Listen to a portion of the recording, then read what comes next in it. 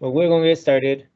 Everyone should hopefully get in here shortly. Good morning. Welcome back. It's nice to see some of you in person again. So a few things before we jump into our lesson for today. Kind of want to go over the last few weeks here that we're going to have together. So this week we will be covering chapter 3. It's likely we will not have time to do an actual activity for chapter 3 because I want to just, it's one of those things from people I've talked to, we have to see it, we should know what it is. I'll show examples of it. And we'll see examples of how to deal with stuff from chapter 3 over the next couple weeks as we prepare for the AP exam. But chapter 3 is apparently more important than chapter 12. So I'm choosing to not cover chapter 12 in class because that was recommended. And just do chapter 3 this week. I will have resources for chapter 12 if you would like to look through them in Canvas. But we will not be covering it in like a live lesson in class. It's just kind of a gamble, so to say, because percentage-wise, the weighting of the AP exam only allots like 2 to 5% of the exam possibly for the content in chapter 12.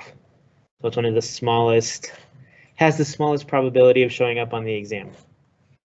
So we're kind of playing the odds here on that. With that, so this week we'll cover chapter 3.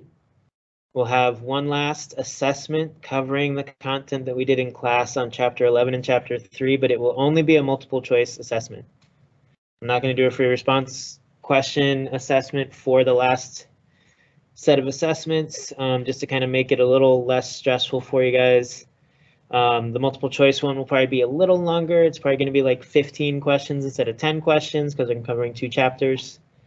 But that will be the only assessment associated with this last unit of coverage here between chapters 11 and chapters 3. So there's that. So lastly, the next couple weeks, right? Basically the 2 weeks in June that we have, right? Next week we'll be just covering example problems from past AP exams and looking at how those are graded, what's the expectation. They've already released one set of questions from the AP exam that happened last week. So we have access to those questions. So we'll look at those. We'll look at the type of questions that were asked in the free response questions in that section of the exam. And we'll just try to get as prepared as we can. So that's kind of the idea for the next couple weeks here.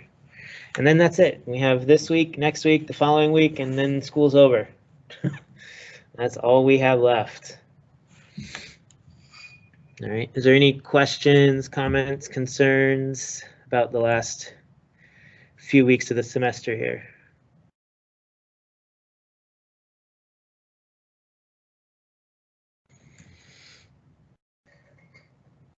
All right.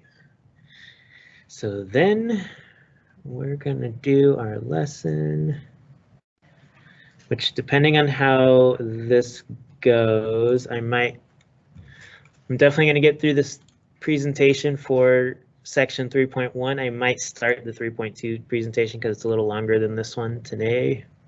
We'll see how that goes.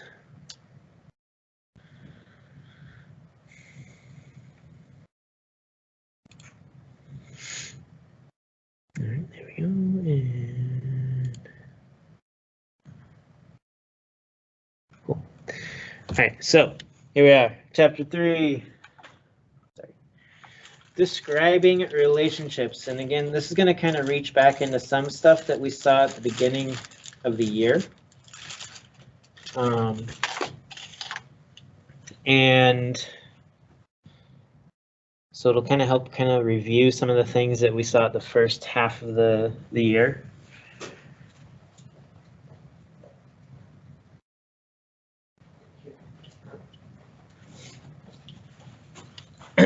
So we're going to be talking about scatter plots and correlation. This has to do with relationships between quantitative data sets. All right, so we've been looking at, in chapter 11, we were looking at categorical data. Right, now we're going to look at quantitative. That screen back.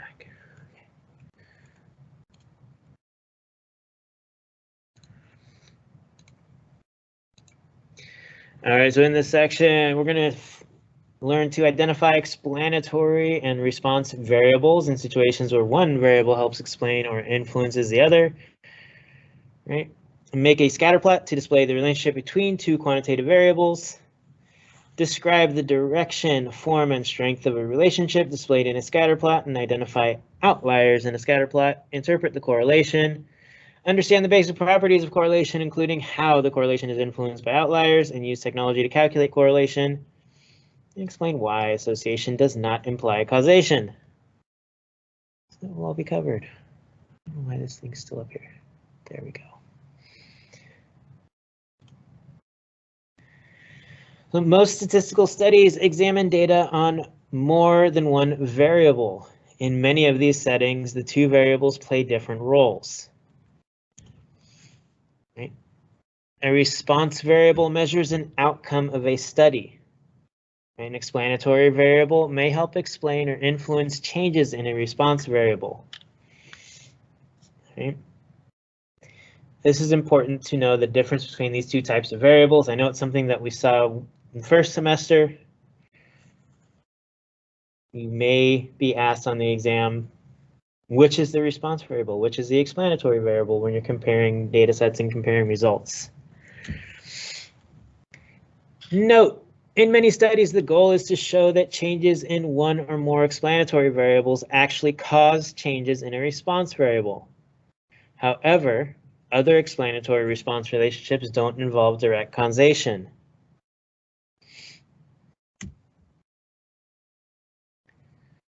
Right. Oh, sorry. I should go back. Does anyone need a moment to write these definitions down?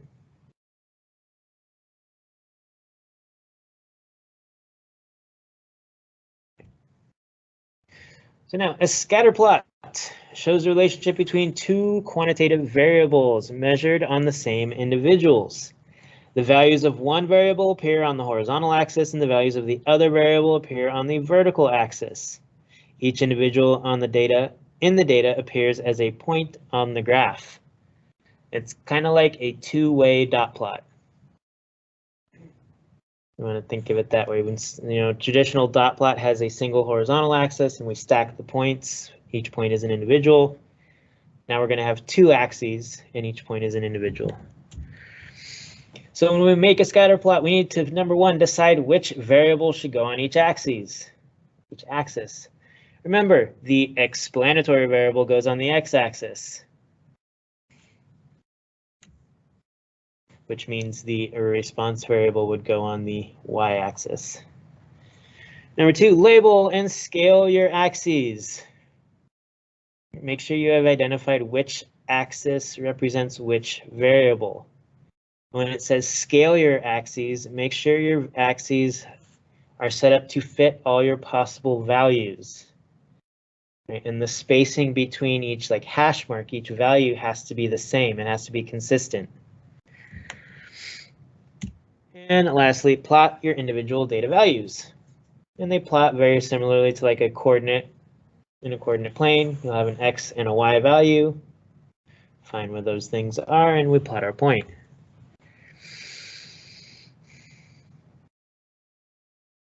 Would anyone like a moment to write anything down from this screen?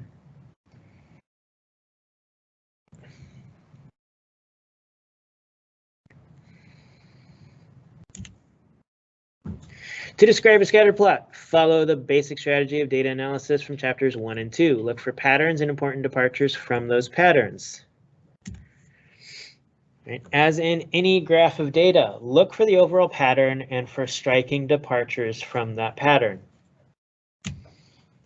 You can describe the overall pattern of a scatter plot by the direction, form, and strength of the relationship.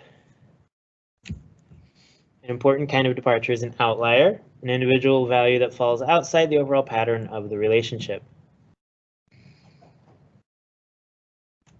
Okay.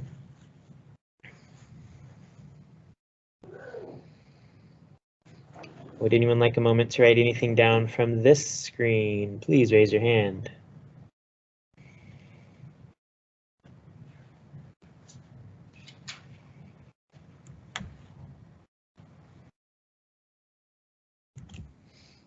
All right, two variables have a positive association when above average values of one tend to accompany above average values of the other, and when below average values also tend to occur together. Two variables have a negative association when above average values of one tend to accompany below average values of the other. Okay. It'll make a little more sense when why they're positive or negative when we see a graph. So here we have a scatter plot comparing, we have percent taking SAT and the mean math score. Again, our explanatory variable is here, response is here. We're going to describe the scatter plot. Right, so we say there is a moderately strong negative curved relationship between the percent of students in a state who take the SAT and the mean SAT math score. Further, there are two distinct clusters of states and two possible outliers that fall outside the overall pattern.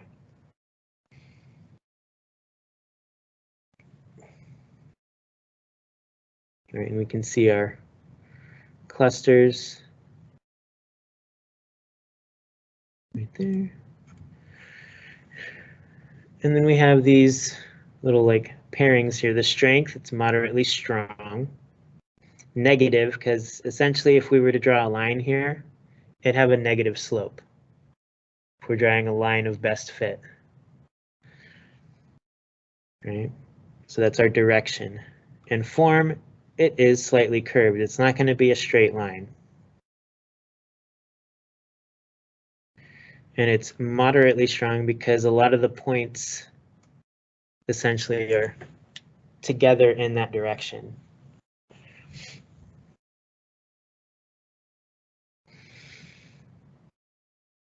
Any questions about this so far?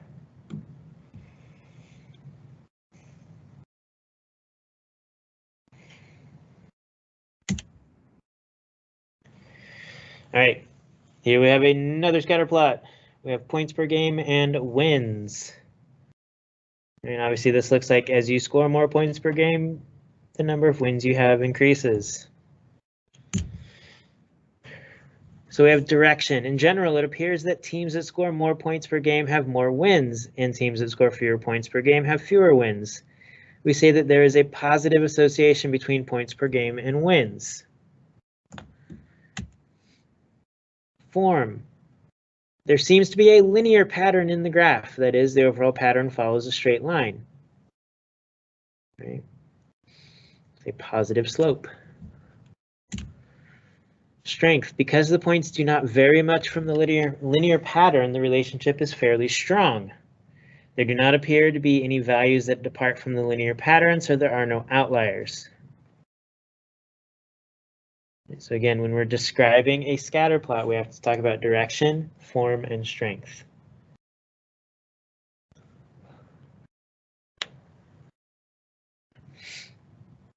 Again, would anyone like a moment to write anything down from this screen?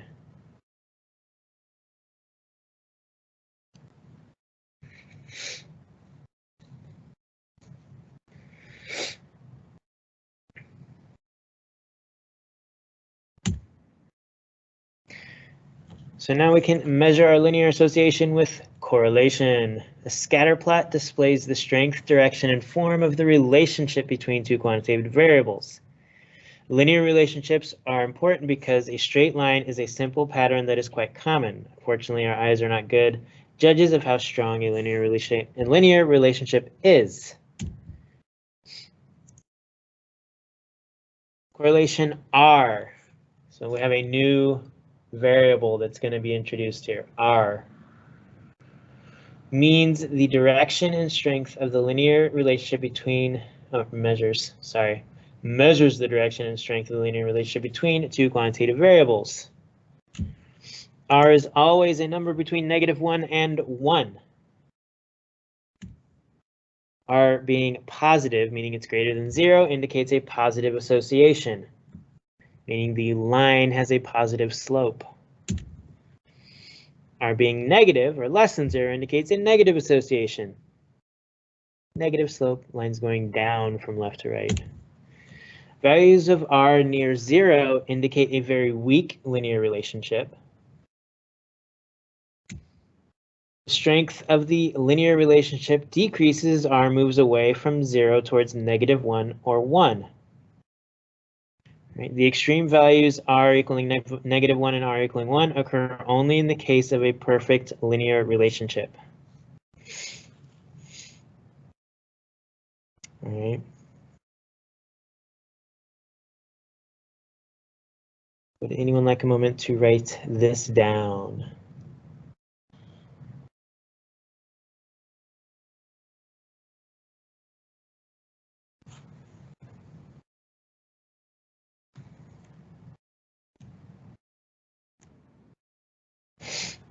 So we have some examples here. This first one, we have a correlation of R equaling 0. It's just kind of a blob of points. If we were to draw a best fit line in this case, it would basically just be a horizontal line that has no slope.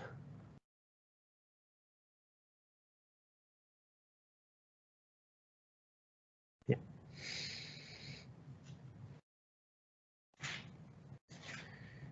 We have correlation here of R equaling -0.3. So we have a slight downward slope, 0.5, right? Kind of an upward slope, -0.7, again, negative downward slope.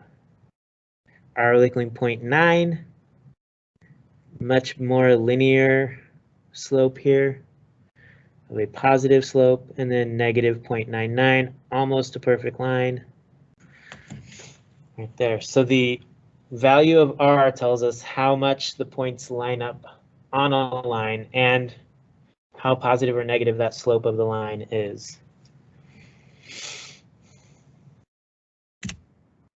The formula for R is a bit complex. It helps us to see what correlation is, but in practice, you should use your calculator or software to find R. Yeah.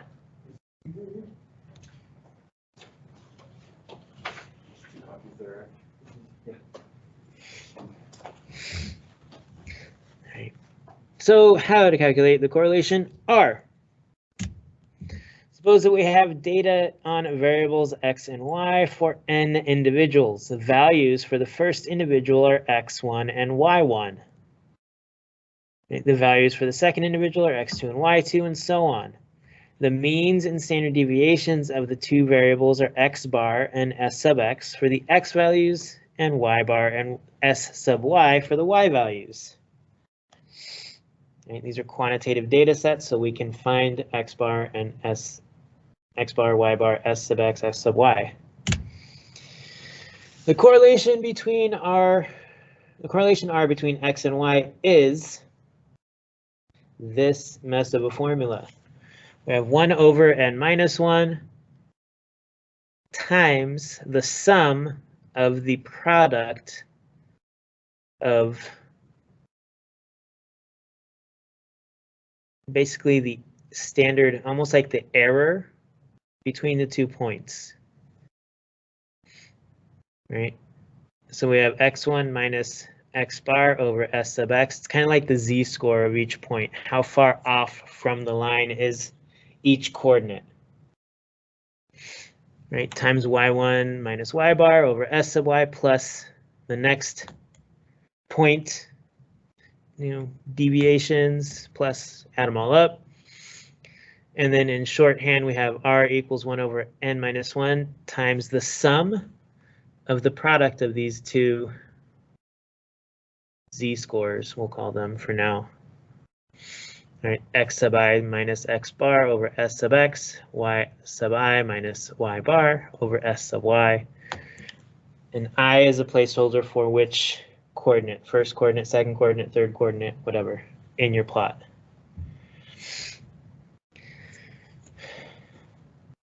Chances are you're not going to have to calculate this, or you're not going to want to calculate this by hand, especially if you have like 20 points. This calculation is going to take forever. Your calculator can do these. I have those videos here. I may show those next class so we can see how that's done. So facts about correlation. How correlation behaves is more important than the details of the formula. Here are some important facts about R. Correlation makes no distinction between explanatory and response variables. R does not change when we change the units of measurement of X, Y, or both. The correlation R itself has no unit of measurement. It's just a value. Cautions. Correlation requires that both variables be quantitative.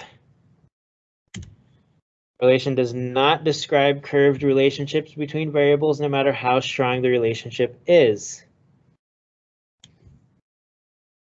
Correlation is not resistant. R is strongly affected by a few outlying observations. Okay. And this is partly due to the fact that R is calculated using mean and standard deviation. Mean as a measure of center is not resistant to outliers. All right. The median is, but we're not using that. The mean, we have outliers, causes a little bit more problems. Correlation is not a complete summary of two variable data. So that value R doesn't give us a whole picture. It just tells us how much they're related. Would anyone like to write anything down from this screen? Please raise your hand.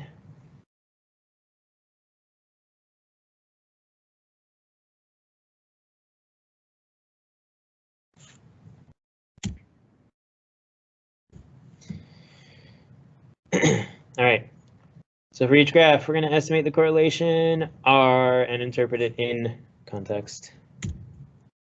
We got a graph.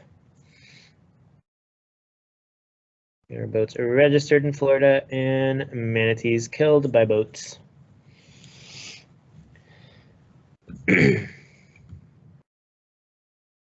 This correlation looks pretty linear, right?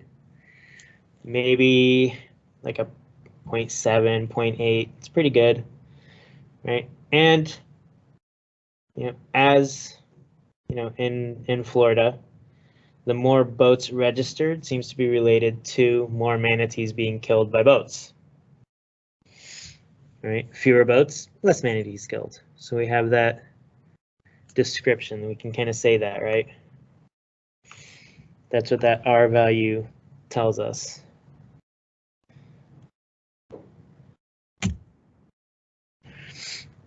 We have storms predicted and storms observed.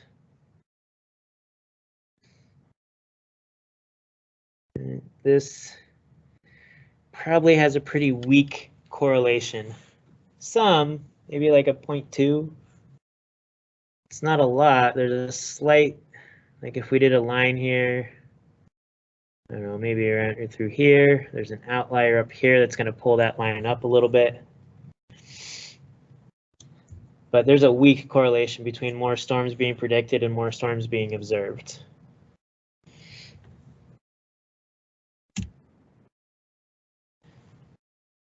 And this one's probably has an R of about 0. Healing rate with limb 1 and the healing rate. The rate that one limb heals doesn't seem to be there doesn't seem to be a very strong relation to how another limb heals. Seems fairly independent.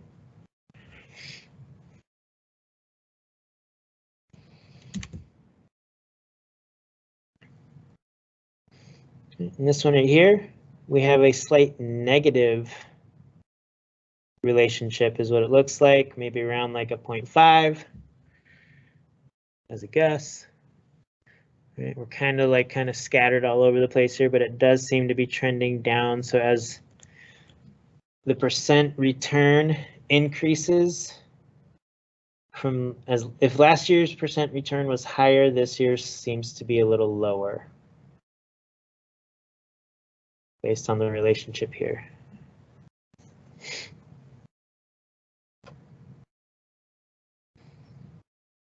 All right. Any questions?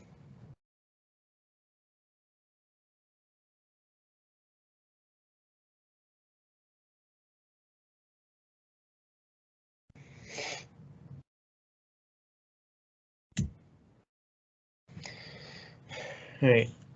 So I know that wasn't super in depth here. Last couple things here didn't get covered in the presentation. Using technology and association does not imply causation. We need to be careful of that. Just because things are associated doesn't mean that one is causing the other, right? You can, one example of this that I like to use is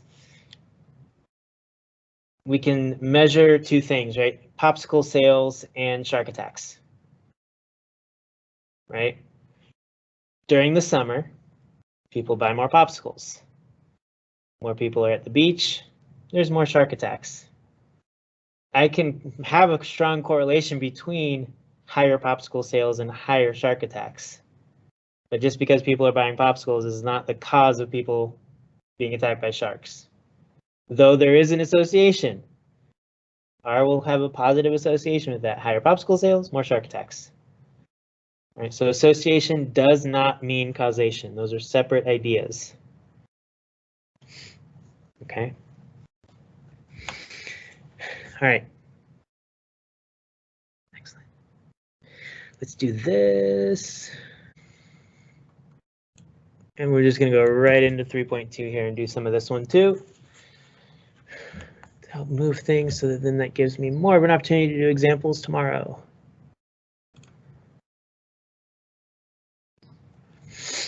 All right, here we go. 3.2 is least squares regression. If you don't know what that is, that's totally okay. It will be revealed today or tomorrow. Got a lot of things on the objectives here. This set of slides is a lot longer than the last one. We want to be able to interpret the slope and y-intercept of a least squares regression line. Use the least squares regression line to predict y for a given x. Calculate and interpret residuals and their standard deviation. Explain the concept of least squares. Determine the equation of a least squares regression line using a variety of methods. Construct and interpret a residual plot. Residual plots to assess whether a linear model is appropriate. Assess how well the least squares regression line models the relationship between two variables. Describe how the slope, y-intercept, standard deviation of the residuals, and r squared are influenced by outliers. So first we have a regression line. Hopefully you've seen a regression line at some point throughout your math courses here. Right. Linear, straight line, relationships between two quantitative variables are common and easy to understand. A regression line summarizes the relationship between two variables, but only in settings where one of the variables helps explain or predict the other. A regression line is a line that describes how a response variable y changes as an explanatory variable x changes. We often use a regression line to predict the value for y for a given value of x. Okay, so in the section 3.1, we were talking about correlation R, and R can be between -1 and +1, and that kind of relates to the slope of a line being positive or negative through our scatter plot. So now we're going to look at the actual drawing of that line. A regression line is a model for the data, much like density curves. The equation of a regression line gives a compact mathematical description of what this model tells us about the relationship between the response variable y and the explanatory variable x. Suppose that y is a response variable plotted on the vertical axis, and x is an explanatory variable plotted on the horizontal axis. A regression line relating y to x has the equation of the form y hat equals a plus bx. In this equation, y hat is the predicted value of the response variable y for a given value of the explanatory variable x. B is the slope, the amount by which y is predicted to change when x increases by 1 unit. A is the y-intercept, the predicted value of y when x equals 0. Right, so the a plus bx are very similar to like mx plus b from linear equations that we've seen in previous math classes. They've just reversed the order. Right, so it's like b plus mx, if you want to think of it that way, but we're using a and b specifically within statistics. Would anyone like a moment to write this down? Raise your hand.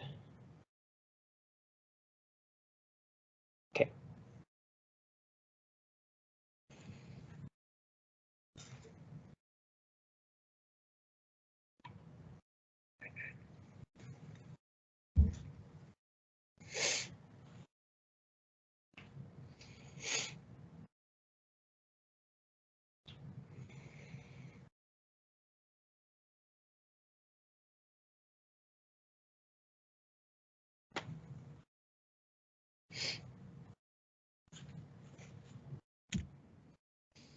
So interpreting slope and y-intercept, the equation of the regression line shown is price hat. So remember, price here is the variable for our y-axis.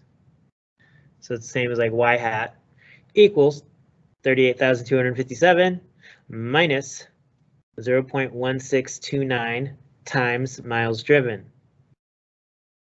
So we have the y-intercept. It's going to be over here, 38,257 minus 0.1629. So we have a negative slope. Right, and that's why our line is going down from left to right. Times the miles driven, which is our explanatory variable, or x value. All right, we want to identify the slope and y-intercept of the regression line, interpret each value in context. The slope b equals negative 0.1629 tells us that the price of a used Ford F-150 is predicted to go down by $0.1629, 16.29 cents, for each additional mile that the truck has been driven. Y-intercept A equals 38,257 is the predicted price of a Ford F-150 that has been driven 0 miles.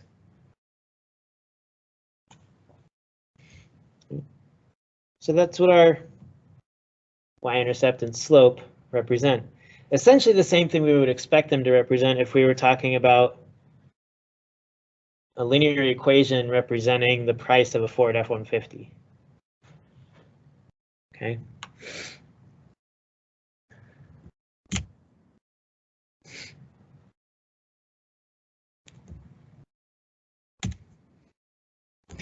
We can use a regression line to predict the response y hat for a specific value of the explanatory variable x. Use the regression line to predict price for a Ford F-150 with 100,000 miles driven. So again, we have our formula, our price hat equals 38,257 minus 0.1629 times miles driven. Right, on our graph here, we can follow the x value of 100,000 to our regression line over, and we can make a guess. Right, or we can plug it into the formula. And we get a price of $21,967. So again, this works just like we would expect the equation of a line to work.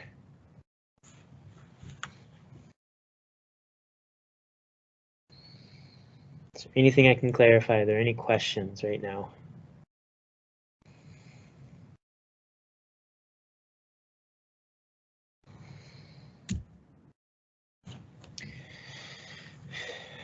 We can use a regression line to predict the response y hat for a specific value of the explanatory variable x.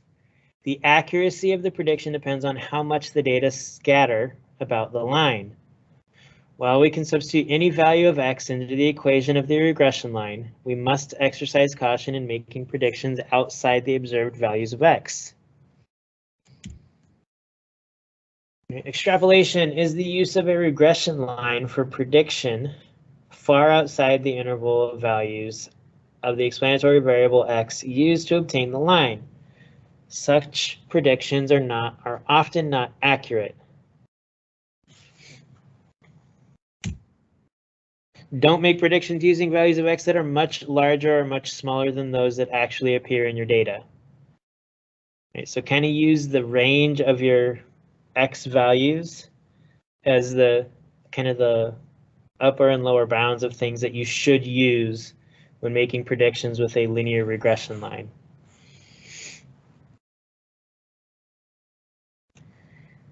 Does anyone need a moment to write anything down from this slide?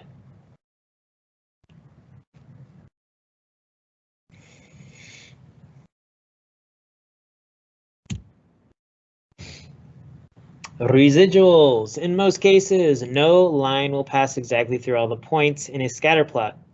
A good regression line makes the vertical distances of the points from the line as small as possible. A residual is the difference between an observed value of the response variable and the value predicted by the regression line. And so we have this graph here,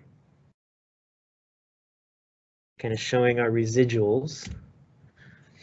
Right, and our residual is equal to observed y minus predicted y. So we have residual equals y minus y hat. So we have a data point, the vertical deviation from the line, right, the distance here. The regression line, we have the formula y hat equals 38,257 minus 0.1629x.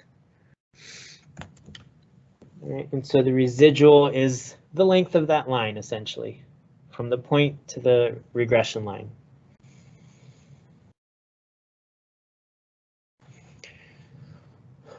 And it will be negative if that point is below the line, positive if that point is above the line.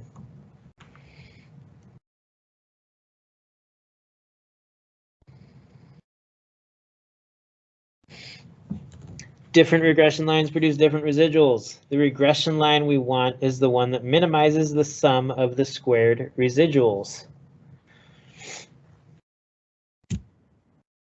The least squares regression line of y on x is the line that makes the sum of the squared residuals as small as possible. Right, and they do squared residuals to get positive values. Right, when you square a negative, you get a positive number. When you square a positive, you get a positive number. So using squares, we get positive values to work with. And again, they have a couple of graphs here kind of showing the residual and then the squared residual. And we want this sum to be as small as possible. That gives us the best regression line, so to say.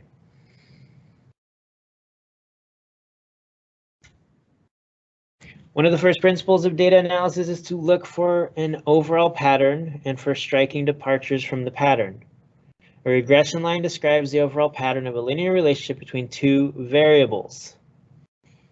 We see departures from this pattern by looking at the residuals. A residual plot is a scatter plot of the residuals against the explanatory variable. Residual plots help us assess how well a regression line fits the data. So again, we have the same graph that we saw for the miles driven and the price for our Ford F-150. And then we have the residual plot. Right, so this horizontal line at 0 represents no difference between the point and the regression line. We can have negative differences, positive differences, right? And so these points, the closer all these points are to the line, the better our regression is at predicting, right, essentially, and how well it fits.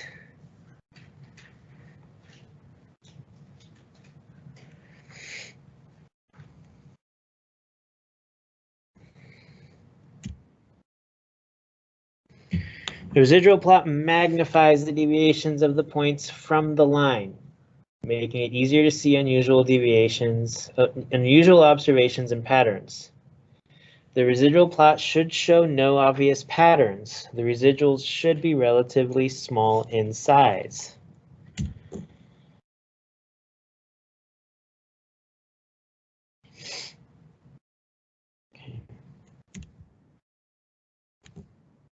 These are examples of patterns that we shouldn't see.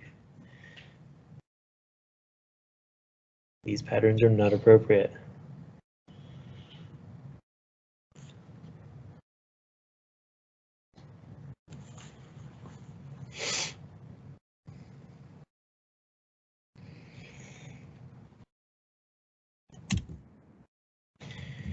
To assess how well the line fits all the data, we need to consider the residuals for each observation, not just one. Using these residuals, we can estimate the typical prediction error when using the least squares regression line. We use a least squares regression line to predict the values of a response variable y from an explanatory variable x. The standard deviation of the residuals s is given by another formula. S equals the square root of the sum of the residuals squared divided by n minus 2, which can also write as the square root of the sum of y1 minus y hat squared over n minus 2. This value gives the approximate size of a typical prediction error, or residual.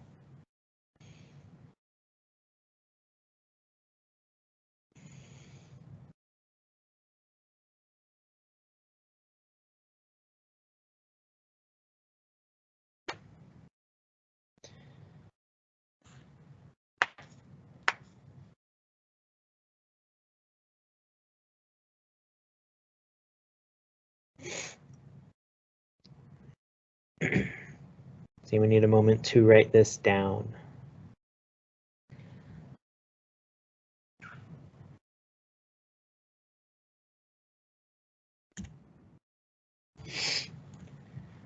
And then we have the coefficient of determination. The standard deviation of the residuals gives us a numerical estimate of the average size of our prediction errors.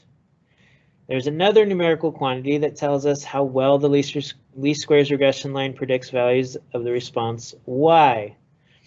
The coefficient of determination r squared is the fraction of the variation in the values of y that is accounted for by the least squares regression line of y on x. We can calculate r squared using the following formula. So r squared equals 1 minus the sum of the residuals squared divided by the sum of yi minus y bar squared. R squared tells us how much better the least squares regression line does at predicting values of y than simply guessing the mean y for each value in the data set. Bless you. Bless you.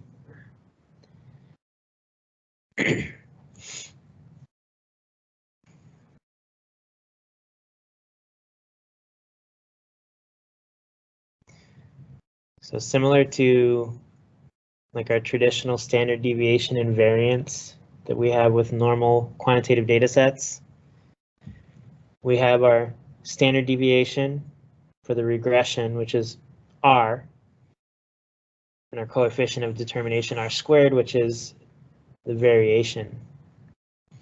So there's that kind of notation relationship there where we have r and r squared, same as we would have sigma squared being standard deviation and variance. In section 3.1, we looked at the relationship between the average number of points scored per game, X, and the number of wins, Y, for 12 college football teams in the SEC conference. Scatter plot with the least squares regression line and a residual plot are shown. All right, so we did see this as one of the examples at the end of 3.1 where we saw, hey, more points per game, more wins. Excellent. The equation of the least squares regression line is y hat equaling negative 3.75 plus 0.437x. Also, S equals 1.24, right, the standard deviation, and R squared is 0.88.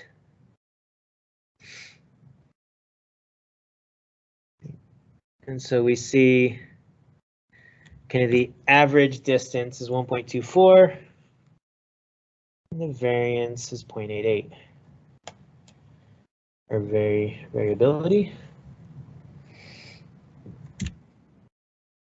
I'm going to calculate and interpret the residual for South Carolina, which scored 30.1 points per game and had 11 wins. So the predicted amount of wins for South Carolina is y hat equaling negative 3.75 plus 0.437 times 30.1, 9.4 wins. The residual, y minus y hat, which is 11 minus 9.4, is 1.6.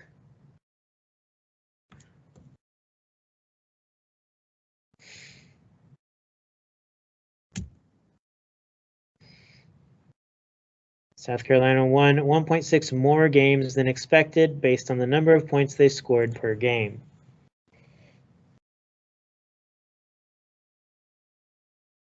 Okay.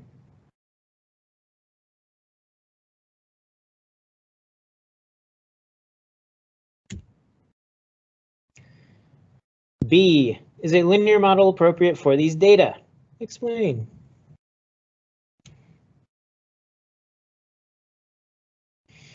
And we have our residual plot here. Because there's no obvious pattern left over on the residual plot, the linear model is appropriate. And if we were to have some other form of pattern like we saw on the previous screen, like if it was a parabola or something like that, that would probably say that the linear model is not appropriate. Right? Interpreting the value S equaling 1.24. When using the least squares regression line, the X equals points per game to predict Y equals the number of wins, we will typically be off by about 1.24 wins.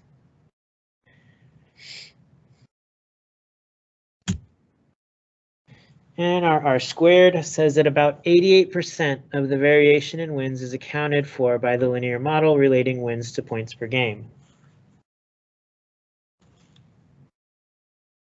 So it's kind of like fairly accurate. It's going to be close.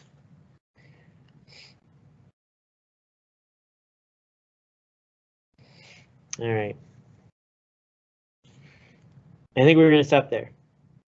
Pick up there tomorrow. Yes. We'll stop at this point.